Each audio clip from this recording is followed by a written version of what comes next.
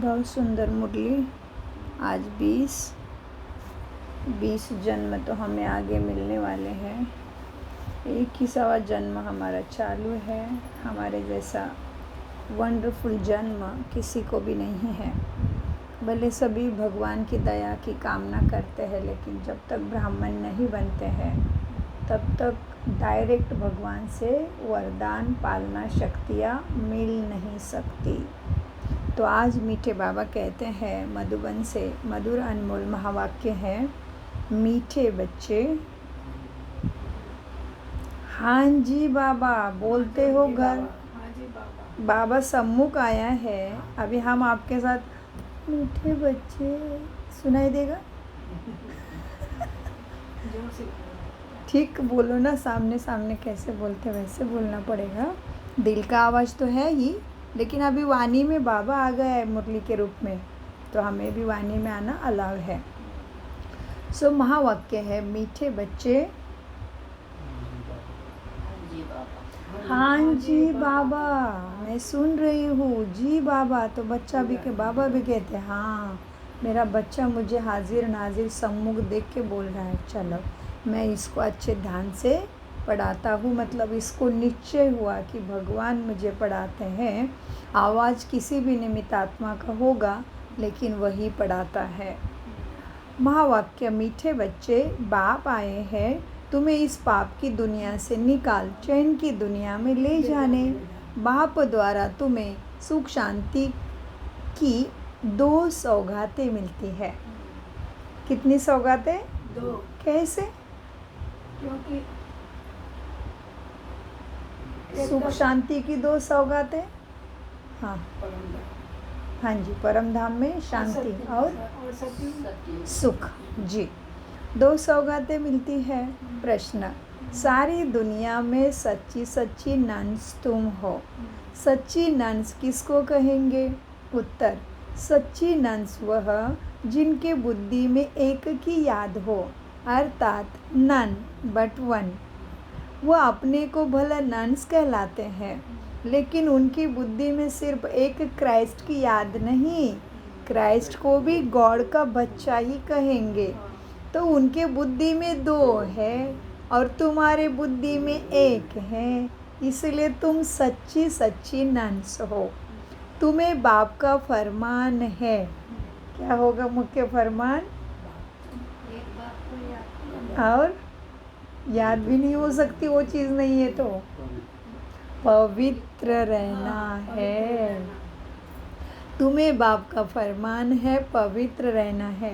गीत चला है, इस पाप की दुनिया से दूर कहीं ले चल जहाँ सुख चैन पाए। आत्मा कहती है दूर कहीं ले चल, एक बार कहती है दूर ले चल और इधर ही फंस जाती है फिर।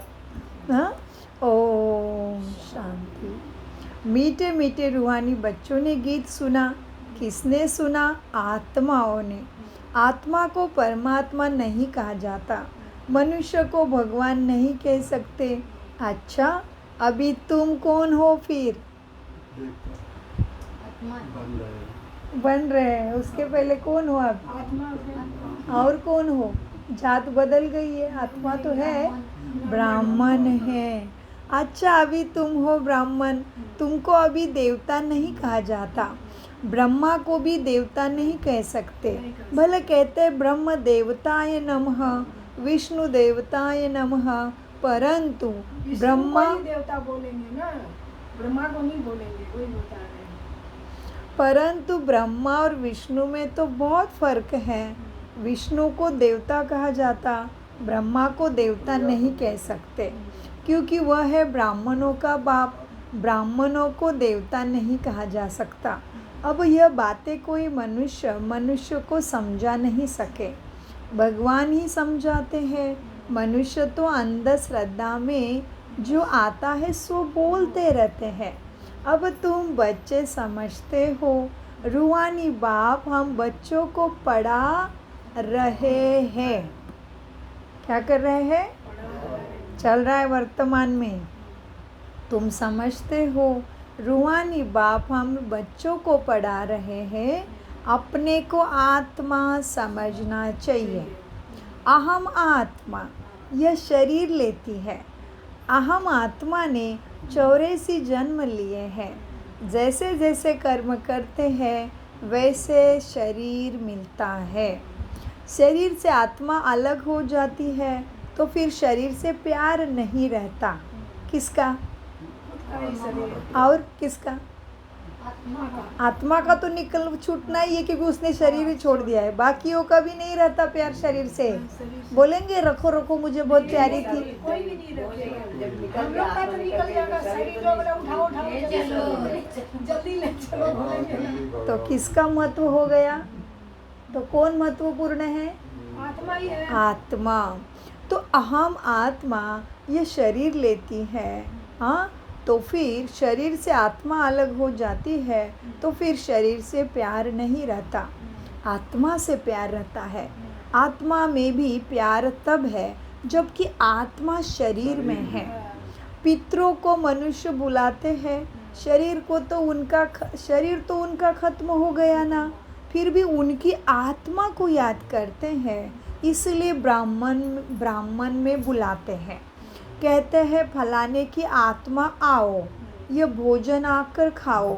गोया आत्मा में मोह रहता है, परंतु पहले शरीर में मोह था, वह शरीर याद आता था। ऐसे नहीं समझते कि हम आत्मा को बुलाते हैं। आत्मा ही सब कुछ करती है। आत्मा में अच्छे व बुरे संस्कार रहते हैं।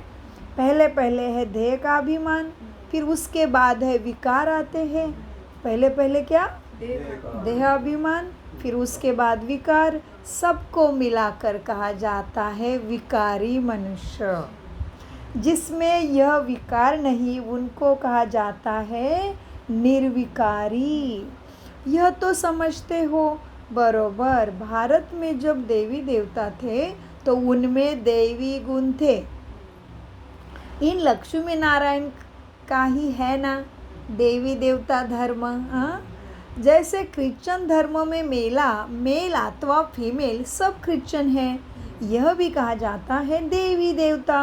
राजा रानी प्रजा सब देवी देवता धर्म के हैं। यह बहुत उच्च सुख देने वाला धर्म है। कौन सा? देवता धर्म बहुत सुख देने वाला धर्म है। बच्चों ने गीत भी सुना। यह आत्मा ने कहा है कि बाबा ऐसे जगह ले चलो जहाँ मुझे चैन शांति हो। तो कहाँ होगा आत्मा को चैन शांति? और शांति और सतयुग में सुखधाम में। तो बाबा कहते वह तो है सुखधाम और शांति धाम जहाँ तुम्हें सुख चैन मिलना है। यह बड़े बेचैन है दुनिया। सतयुग में बेचैनी होती नहीं, आत्मा जानती है बाबा बिगर कोई चैन की दुनिया में ले जा नहीं सकते। कौन जानती है? क्या जानती है?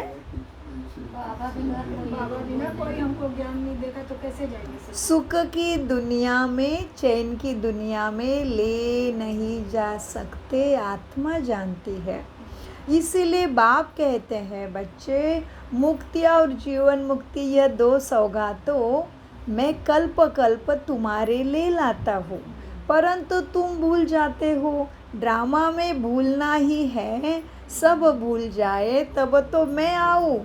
अभी तुम ब्राह्मण बने हो, तुमको निश्चय है हमने 84 जन्म लिए हैं। जो पूरा ज्ञान नहीं उठाएंगे वह पहले नई दुनिया में भी नहीं आएंगे। अंडरलाइन, पूरा ज्ञान नहीं उठाएंगे वो नई दुनिया में भी नहीं आएंगे। थोड़ी कमी रहेगी, त्रेता में बैठो। अच्छा, अब इसके अलग जन्म में ये कौन थे? ये इनके अगले जन्म में ये कौन थे? किसी को भी पता नहीं। अगर अगले जन्म में ये ब्राह्मण थे, उससे पहले शूद्र ही थे। वर्णों पर तुम अच्छी रीति समझा भी सकते हो। अभी तुम समझते हो हम 21 जन्मों के लिए चैन पाएंगे। बाबा हमको वो रास्ता बता रहे हैं। हम अभी पतित है इसलिए बेचैन है, दुखी है। क्यों दुखी हो गए, क्यों बेचैन है? पतित है। पॉइंट टू पॉइंट आना चाहिए, बहुत अच्छा। बाबा की भाषा आनी चाहिए, मतलब एकाग्रता से सुन रहे हो। मुरली तो बहुत तरीके से मंथन कर सकते हैं, लेकिन बाबा ने इस बारी ये बोला और मुझे वही करना है। अभी क्या भी बचाना है। अभी हम पतित है इसलिए बेचैन है, दुखी है। जहाँ चैन हो उसको सुख शांति कहेंगे। तो अब तुम बच्चों के बुद्धि में कहा, बुद्धि में आदि मध्य अंत का ज्ञान है, समझते हो बरोबर। सतयुग में भारत कितना सुखी था, दुख आत्मा बेचैनी का नाम ही नहीं था। अब तुम पुरुषार्थ कर रहे हो स्वर्ग में जाने के लिए। अभी तुम बने हो ईश्वरीय संप्रदाय के, और वह सब है आसुरी संप्रदाय के। कहते हैं ना पाप आत्मा, आत्माएं अनेक है लेकिन कौन एक है? हाँ जी, परमात्मा एक है, आत्माएं अनेक है। तुम सब ब्रदर्स हो, सब परमात्मा हो नहीं सकते। इतनी थोड़ी सी बात में भी मनुष्य की बुद्धि नहीं चलती। बाबा इसको थोड़ी सी कहती है, थोड़ी सी बात। बाबा अकेला है और हम सभी को भगवान मान के बैठे हैं। बाबा कहते हैं आत्माएं तो अनेक है, परमात्मा एक है। तुम सभी आत्माएं ब्रदर्स हो, सब परमात्मा हो नहीं सकते। इतनी छोटी थोड़ी सी बात भी मनुष्य के बुद्धि में नहीं है। बाबा ने समझाया है ये सारी दुनिया बड़ा बेहद का टापू है। वो छोटे छोटे टापू होते हैं। इस बेहद टापू पर रावण का राज्य है। इन बातों को मनुष्य नहीं समझते। वह तो सिर्फ कहानियाँ सुनते रहते हैं। ऐसे राम आया, ऐसे रावण आया, ऐसे सीता थी। समझते कुछ भी नहीं। कौन है अभी सच्ची सीता? जो आत्मा है। कौन है राम? राम अपने एक शिव बाबा। और कहाँ लगा है रामायण? अभी यहीं पर तो यही रामायण है, चल रहा है, रामायण चल रहा है। अभी हम ये पूरी पतित लंका से पार हो रहे हैं। राम है और हम ही वानर सेना, क्योंकि हम मनुष्य का मन उछलता है तो वानर के साथ मन की उपमा क्यों की जाती है? क्योंकि वानर एक ऐसा प्राणी है जो हमेशा कूदता रहेगा, बैठा नहीं रहता ज़्यादा, नहीं तो लटका के रखेगा खुद को। तो इसीलिए ये सारी कहानियाँ हमारे लिए है। अभी जो होता है वो बाद में द्वापर युग में कहानी के रूप में हम में से कोई लिख के रखता है। इसलिए हमें ही सबको उसका भी यथार्थार्थ समझा के अपने ही राजधानी के लिए सब कुछ बनाना है। अगर हमें राजा बनना है तो राजधानी में क्या क्या चाहिए? सभी चाहिए, राजा चाहिए, दासी चाहिए, सभी तो चाहिए ना। क्या चाहिए ना। राजा बनना है क्या प्रजा बनना है? राजा बनना है। राजा बनना है ना। तो राजा बनना है तो वारिस पहला तो हमारे जैसे बाबा के ज्ञान में चलने वाले चाहिए। वारिस, नौकर चाकर, दास दासी और प्रजा भी चाहिए। किस पे राज्य करोगे? तो बाबा कहते हैं मीठे बच्चे देखो, अब वह तो कहानियाँ सुनते रहते हैं। कहानी को ज्ञान नहीं कहा जाता। किसी ने कहा है तो वो कहानी है, उससे सद्गति नहीं होगी। कहानियों को ज्ञान नहीं कहा जाता। उनसे मनुष्य सद्गति को पा नहीं सकते। ज्ञान से सद्गति मिलती है। वो भी किसका ज्ञान चाहिए? सत्यम शिवम सुंदरम द्वारा मिला हुआ ज्ञान देने वाला एक बाप है, दूसरा न कोई। भक्तों की भगवान ही आकर रक्षा करते हैं। मनुष्य की रक्षा नहीं कर सकते। तो बाबा कहते हैं बच्चे देखो, शिव बाबा सभी बच्चों को वर्षा देते हैं। वह बाप भी है, तुम्हारा शिक्षक भी है, सद्गुरु भी है, वकील और बैरिस्टर भी बाप ही बनाए तुम्हारे लिए। लेकिन फिर वकील बैरिस्टर भी है, तुम्हारी वकालत भी करता है, तुम्हारे पाप भी नष्ट करता है ना। क्योंकि जमघटों की सजाओं से छुड़ाने वाला भी वो है, तो वकील भी, बैरिस्टर भी बाप तुम्हारे लिए बन गया। हाँ, सतयुग में कोई भी जेल नहीं जाएंगे, बाप सबको जेल से छुड़ाते हैं। बच्चों की सर्वश्रेष्ठ सब मनोकामनाएं बाप पूरी करते हैं। तो अभी बच्चों की सर्वश्रेष्ठ गंदी मनोकामनाएं नहीं, वो धर्मराज के सामने खड़ा होना पड़ेगा। संसार की, शरीर के प्रति, संबंधों के प्रति, दिखने वाली वस्तुओं के प्रति जो कामना रख के आत्मा ने शरीर छोड़ा तो धर्मराज के सामने जाना पड़ेगा। लेकिन अंडरलाइन, बच्चों की सर्वश्रेष्ठ कामना, वो भी सारी, बच्चों की सर्वश्रेष्ठ सब मनोकामनाएं पूरी होती है। रावण द्वारा अशुद्ध कामनाएं पूरी होती है, बाप द्वारा शुद्ध सर्वश्रेष्ठ कामनाएं पूरी होती है। शुद्ध कामनाएं पूरी होने से तुम सदा सुखी बन जाते हो। अशुद्ध कामना क्या है? पतित और विकारी बना देती है। पावन रहने वाले को ब्रह्मचारी कहा जाता है। तुमको भी पवित्र रहना है, पवित्र दुनिया का मालिक तुम्हें बनना है। पतित से पावन एक ही बाप ही बनाता है। साधु संत आदि तो विकारों से पैदा होते हैं। देवताओं के लिए ऐसे थोड़ी कहेंगे कि विकारों के लिए नहीं, वहाँ विकार होते ही नहीं। कहाँ? हाँ जी, वहाँ है ही पावन दुनिया। लक्ष्मी नारायण संपूर्ण निर्विकारी थे, भारत पवित्र था। अब अभी तुम समझते हो, सतयुग में प्योरिटी थी तो पीस और प्रॉस्पेरिटी भी थी, सब सुखी थे। रावण राज्य जब से हुआ तो गिरते गिरते आए हैं। कौन? आत्माएं। अभी तो कोई काम के ही नहीं रहे हैं, एकदम कौड़ी मिसल संस्कारों में बन गए हैं। अब फिर हीरे मिसल बाप द्वारा बनते हो। बाप, भारत जब सतयुग था ना तो हीरे जैसा था, तभी बाप को नहीं बुलाते। अब तो कौड़ी मिसल भी नहीं रहे हैं। अपने धर्म का ही किसी को पता नहीं पड़ता है तो पाप करते रहते हैं। वहाँ तो पाप का नाम ही नहीं। कहा? तुम देवी देवता धर्म के नामी ग्रामी हो। नामी ग्रामी, छोटे से छोटे गांव में भी मंदिर होगा। तुम देवी देवता धर्म के नामी ग्रामी हो। देवताओं के ढेर चित्र हैं और धर्मों में देखेंगे एक ही चित्र रहता है। क्रिश्चियन के पास एक ही क्राइस्ट का चित्र होगा, बौद्धियों के पास एक ही बुद्ध का चित्र होगा।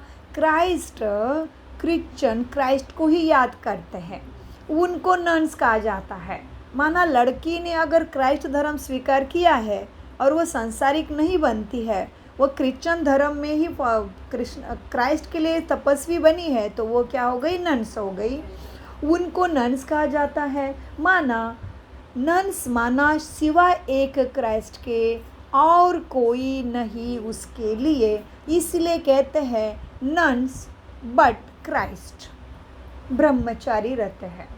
तुम भी नन्स हो, तुम अपने ग्रस्त व्यवहार में रहते नन्स बनती हो, माना पवित्र रहती हो। एक ही बाप को तुम याद करती हो, नन्स बट तुम भी हो वन। एक शिव बाबा, दूसरा ना कोई। उनों के बुद्धि में फिर भी दो आ जाते हैं। गॉड को भी बोलती है गॉड फादर, फिर क्राइस्ट को भी याद करती है। क्राइस्ट के लिए भी समझेंगे वो गॉड का बच्चा था, परंतु उनको गॉड की नॉलेज नहीं है कि गॉड कौन है। तुम बच्चों को नॉलेज है। सारी दुनिया में ऐसा कोई नहीं जिसको परमात्मा की नॉलेज हो। परमात्मा कहाँ रहते हैं, कब आते हैं, उनका क्या पाठ चलता है, कोई नहीं जानते तुम्हारे सिवा। भगवान को जानी जाननहार कहते हैं, लेकिन वो क्या करता है, कैसे जानी जाननहार है, ये कोई समझते नहीं। तुम्हें पहले सारी जानकारी देते हैं कि बच्चे, मैं तो सारी दुनिया का बाप हूँ, मैं सारी दुनिया की सद्गति करता हूँ, लेकिन तुम्हें अगर देवता बनना, स्वर्ग में जाना है तो ये विधि है। दे दी जानकारी, चलो अभी चलोगे पहुँच जाओगे, नहीं चलोगे बैठो। करेगा सो तो वो क्या हो गया, जानी जाननहार। ऐसे नहीं कि तुम्हारे मन में क्या चल रहा है, उसके मन में क्या चल रहा है, इसने क्या काटा कुटी की, उसने क्या खल चपट किया, वो आत्मा में स्टोर होता है। आत्मा जैसे कर्म करती उसका रिटर्न उसके पास, वो अंदर ऑटोमेटिक सारा सेटिंग है।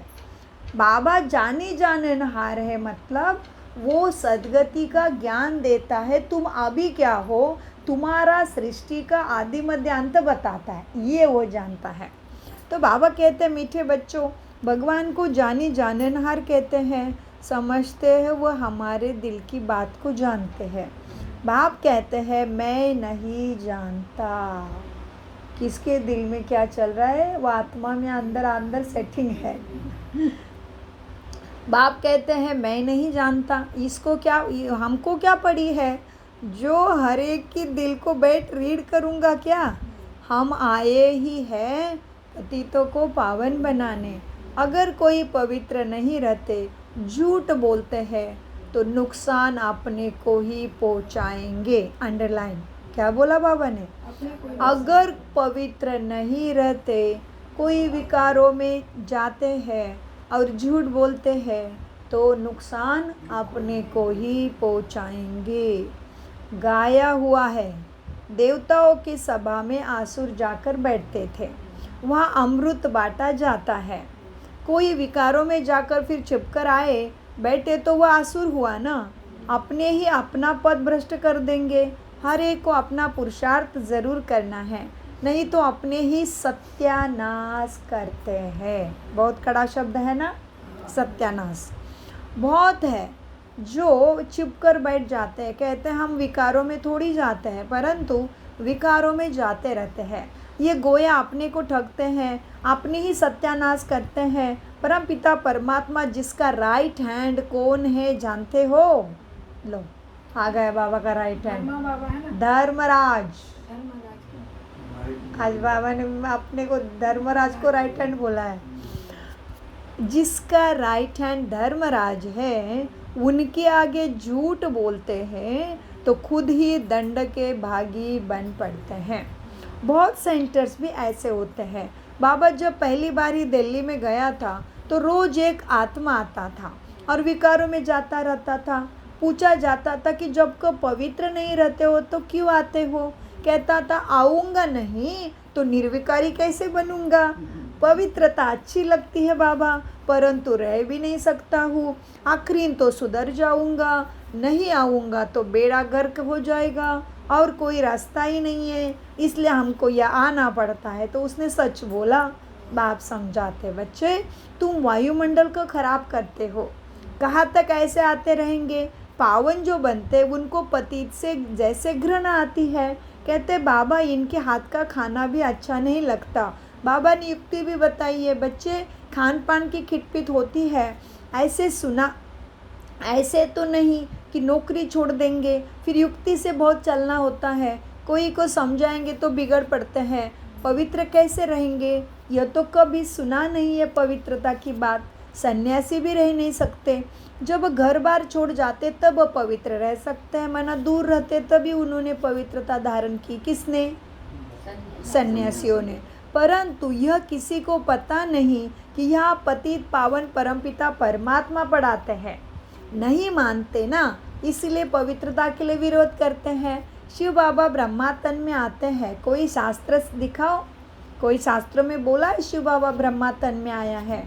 यह तो गीता में लिखा हुआ है कि साधारण बूढ़े तन में आता है, वह अपने जन्मों को नहीं जानते, यह तो लिखा हुआ है। फिर तुम कैसे कहते हो कि परमात्मा कैसे मनुष्य तन में आएंगे? गीता में लिखा हुआ है, पतित तन में आकर रास्ता बताएंगे ना, क्योंकि उसको सारा अनुभव है दुनिया का पतित कैसे बना, तो उसके द्वारा ही बताना पड़ेगा ना।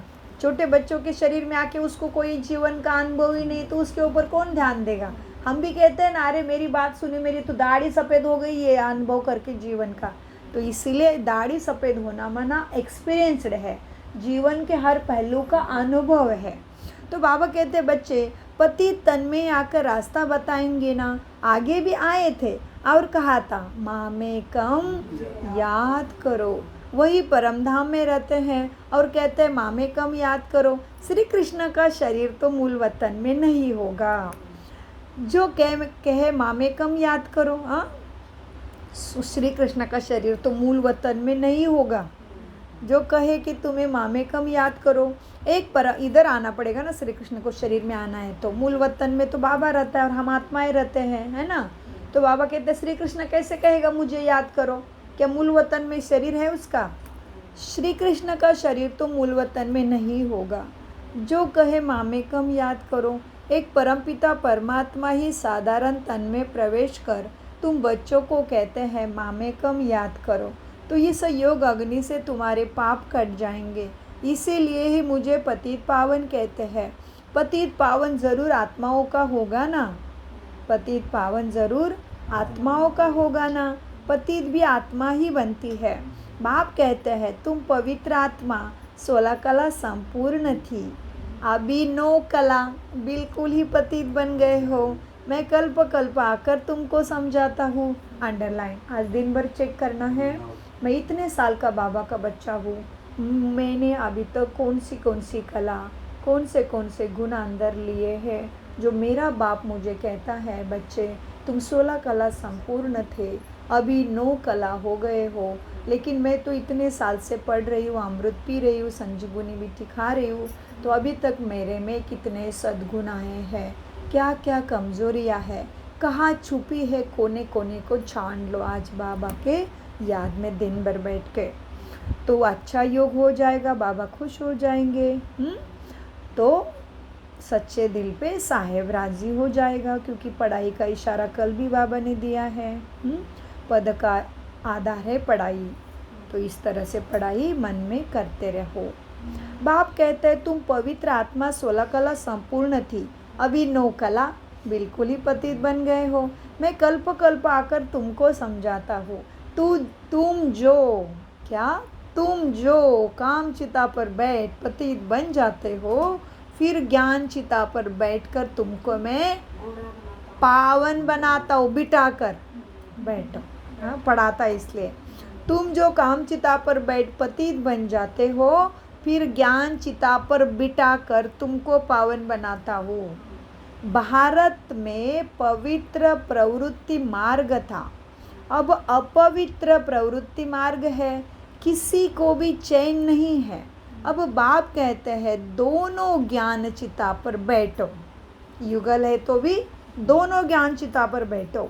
हर आत्मा को अपने अपने कर्मों अनुसार शरीर मिलता है, ऐसे नहीं कि दूसरे जन्म में वही पति पत्नी आपस में मिलेंगे, नहीं। इधर करते पूजा मुखामुखी, भाई मुझे जन्म में मिले बोलते हैं ना, वो क्लियर किया है भगवान ने भाई। आत्मा को अपने अपने कर्म अनुसार शरीर मिलता है, ऐसे नहीं कि दूसरे जन्म में वही पति पत्नी आपस में मिलेंगे, नहीं।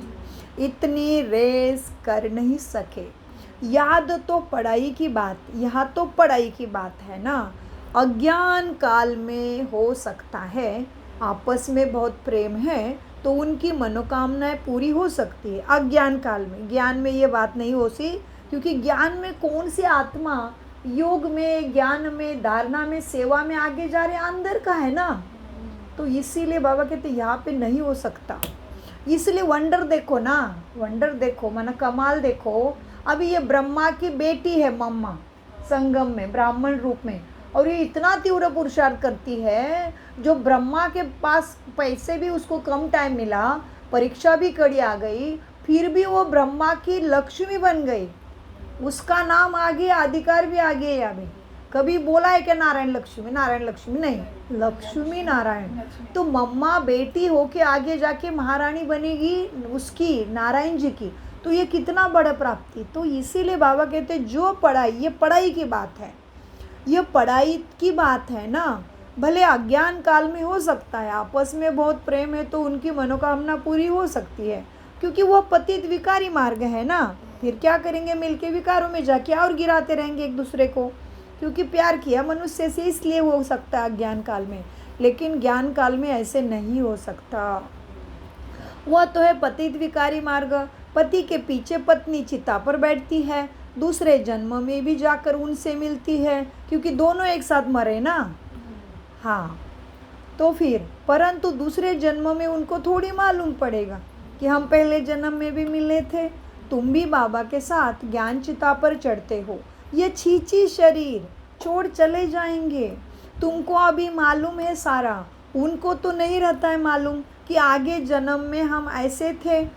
तुमको भी बाद में वहाँ यह बातें याद नहीं रहेगी। अभी तुम्हारे बुद्धि में तुम्हारा एम ऑब्जेक्ट है। क्या है बुद्धि में? हमारा लक्ष्य। क्या लक्ष्य है? मम्मा बाबा। हाँ जी, मम्मा हमेशा श्री कृष्ण मुँह में आए, हमेशा श्री लक्ष्मी नारायण मुँह में आए, हमेशा श्री कृष्ण जी, श्री राम जी, ऐसे श्री लगाना ही पड़े मुँह में, वो आदत लगनी चाहिए श्री के। अभी तुम्हारी बुद्धि में एम ऑब्जेक्ट है, मम्मा बाबा श्री लक्ष्मी नारायण बनेंगे। विष्णु है देवता, प्रजापिता ब्रह्मा को देवता नहीं कह सकते। ब्रह्मा सो देवता बनते हैं, ब्रह्मा सो विष्णु, विष्णु सो ब्रह्मा कैसे बनते हैं, यह भी अभी तुमने समझ लिया है। अभी तुम जानते हो चैन सिर्फ हमें स्वर्ग में ही होता है, चैन सिर्फ स्वर्ग में ही होता है। इसलिए हर आत्मा स्वर्ग की कामना करती है, लेकिन जाने की विधि तो परमात्मा ही बताता है। कहाँ जाने की विधि? स्वर्ग में, सतयुग में जी। कोई मरते हैं तो कहते हैं स्वर्ग गया, अर्थात चैन में गया। अब बेचैन में पतित रहते हैं।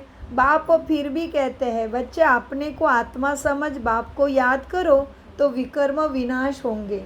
बाकी है डिटेल में समझने की बातें। बाप नॉलेजफुल है तो तुमको भी अपने जैसे नॉलेजफुल बनाएंगे ना। बाप की याद से तुम सतो प्रधान बनेंगे। ये आत्माओं की रेस है, जो जास्ती याद करेगा वो जल्दी ऐसा बाप जैसे बनेगा। यह है योग और पढ़ाई की रेस। स्कूल में भी रेस होती है ना, ढेर स्टूडेंट्स होते हैं, उनमें से जो नंबर 1 निकलते हैं उनको स्कॉलरशिप मिलती है। एक ही पढ़ाई लाखों करोड़ आत्माएं के लिए होती है ना। तो इन स्कूलों में भी तो इतने स्कूल में भी होगा ना, तो इतने स्कूल भी होंगे ना। अब तुमको यह पढ़ाई पढ़नी है, यह बात है योग और पढ़ाई की रेस की। सबको रास्ता भी बताना है। अंधों की लाठी बनो, घर घर में पैगाम पहुंचाना है, समझे? अच्छा, तो सिर पर चैन मिलता है स्वर्ग में। मीठे मीठे सिकिलदे बच्चों प्रति माता पिता बाप दादा का याद प्यारा और गुड मॉर्निंग। रूहानी बाप की रूहानी बच्चों को नमस्ते। हम रूहानी बच्चों की रूहानी बाप दादा को याद प्यार गुड मॉर्निंग। नमस्ते प्यारे बाबा, नमस्ते। हम हैं आत्मा अभिमानी स्थिति से सच्ची गीता ज्ञान को समझते, धारण करते और कराते। कितनी सुंदर मुरली थी। तो बाबा कहते हैं धारणा के लिए मुख्य सार में अब अशुद्ध कामनाओं का त्याग कर दे। क्या करना है? अशुद्ध कामना समझ में आनी चाहिए पहले तो, कि कौन सी कामना अशुद्ध है और कौन सी कामना शुद्ध है।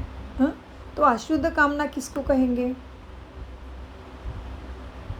झूठ बोलते हैं, दुख देते हैं, किसी कोई बात करेंगे, विकारों में जाए, छिपाते हैं उसको। किसी कोई कर किया है, गलत किया है, बात छिपाते छुपाते हैं हैं, तो वो बाबा को बोलते नहीं। बाबा से हम हर बात कहते हैं तो विकार नहीं जाते। हाँ जी। जो चीज़ें काम, क्रोध, लोभ, मोह, अहंकार, ईर्ष्या, द्वेष, बदले की भावना, भय, चिंता से व्यक्त, चिंता के अंदर हो के जो बातें होगी वो सारी अशुद्ध है। फिर वो बोल हो, दृष्टि हो, संकल्प हो, जो भी हो। और जो सद्गुणों के अंदर में हम कार्य करेंगे, सोच करेंगे, विचार करेंगे, बात करेंगे, उसकी ही यादें रखेंगे तो वो शुद्ध है। तो बाबा कहते हैं बच्चे अब अशुद्ध कामनाओं का त्याग कर शुद्ध कामनाएं रखनी है। सबसे शुद्ध कामना है पवित्र बनकर पवित्र दुनिया का मालिक बने। सबसे शुद्ध कामना क्या है आत्मा के पास? पवित्र बनकर पवित्र दुनिया का मालिक बने, यही कामना रखनी है। कोई भी भूल को छिपा कर अपने आप को ठगना नहीं। धर्मराज बाप से सदा सच्चा रहना है। ज्ञान चिता पर बैठ, ऐसे पढ़ाई में रेस करना है, बाकी फालतू बातों में रेस नहीं करना है। ज्ञान चिता पर बैठ, इस पढ़ाई में रेस कर भविष्य नई दुनिया में उच्च पद पाना है। योग अग्नि से विकर्मों के खाते को दग्ध करना है। वरदान। सद्गुरु बाबा मुझे पवित्र फरिश्ते के सम्मुख सद्गुरु के रूप में आते हैं, मेरे सिर पे हाथ रखते हैं, मेरे साथ सभी के सिर पे वरदान का हाथ रखते हैं और हमें वरदान देते हैं। बुद्धि की प्रीत एक प्रीतम से लगाकर सदा सम्मुख की अनुभूति करने वाले विजयी रत्न भव। वरदान का विस्तार है। प्रीत बुद्धि अर्थात बुद्धि की लगन एक प्रीतम के साथ लगी हुई हो।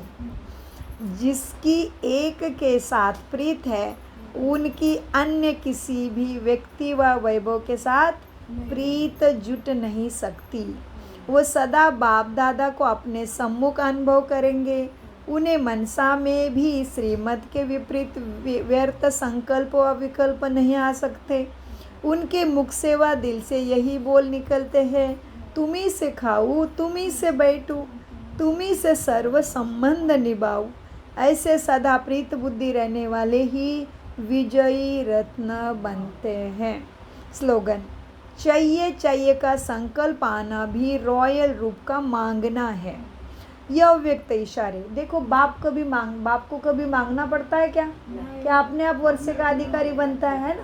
तो बाप से वर्षे का स्वर्ग का अधिकारी बनने के लिए ऐसी धारणा करना पड़े, योग्य ऐसे बनना पड़े। मांगता कौन है? जो पराया है, जो भिखारी है, जो खाली है, वो मांगता है। बच्चा बने तो बच के भी रहेंगे और ऐसे पढ़ाई से वारिस अपने आप बनेंगे। तो इसीलिए मांगने वाला नहीं बनना। मांगने का काम तो भक्ति में किया हमें, क्योंकि हम अनाथ थे, बाप मिला नहीं था। अभी तो बाप मिला तो बच्चों को तो अपने आप मिलता है, लेकिन काबिल बनना यही रेस है पढ़ाई की और योग की। यह अव्यक्त इशारे। इसलिए आज स्लोगन है, चाहिए का संकल्प आना भी रॉयल रूप का मांगना है।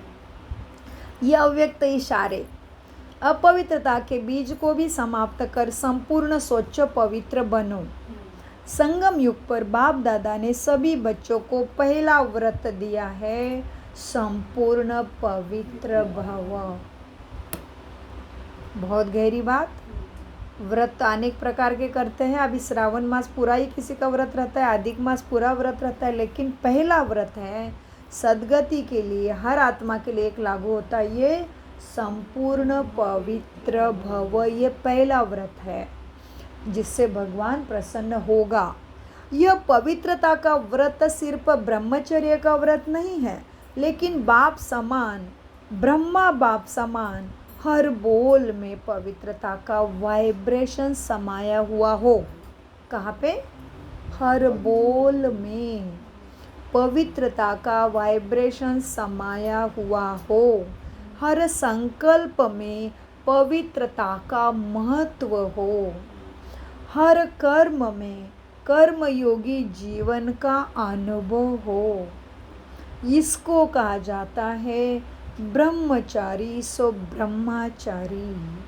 ओम शांति, ओम शांति, ओम शांति। मीठे प्यारे बाप दादा का अनगिनत पदम गुना शुक्रिया शुक्रिया शुक्रिया। कम बोलो, मीठा बोलो, धीरे बोलो, सोच समझ कर बोलो। मेरा तो एक शिव बाबा, दूसरा उनकी श्रीमत और उनकी आज्ञा। बाबा मेरा सदा का साथी है, बाबा मेरे साथ है।